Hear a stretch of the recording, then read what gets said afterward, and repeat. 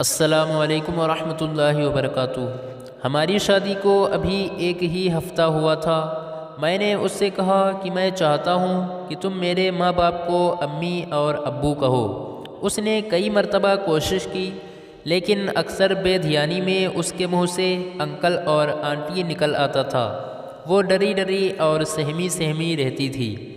وہ کمرے سے باہر نکلنے سے پہلے اپنی چال ڈھال، بال، آواز، لباس سب کچھ کئی بار چیک کرتی تھی۔ وہ خود ہی اپنی ناقد تھی۔ اس دن اسے اٹھنے میں کچھ دیر ہو گئی۔ امی آنگن میں پھیلے کپڑے اتار رہی تھیں۔ اس نے کھڑکی کھولی۔ اس کا دوپٹہ رنگ چھوڑ رہا تھا۔ امی مجھے ڈانٹ رہی تھی کہ کہاں سے رنگ کروا کر لے آئے ہو۔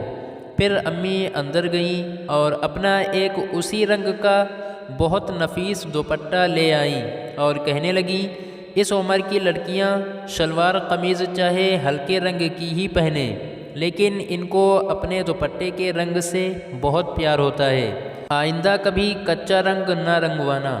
میں دوپٹہ لیے کمرے میں واپس آ گیا۔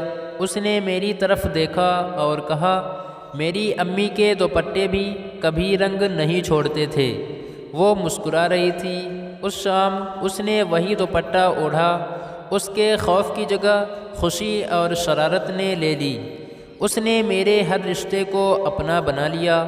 امی ایک دن مجھے کہنے لگی، جب نئی دلہن گھر میں آئے تو پہلے ہی دن اس کو یہ نہ کہو کہ میرے آنگن کے اونچے پیڑ کا سب سے میٹھا پھل توڑ کر لاؤ، بلکہ تھوڑا انتظار کرو۔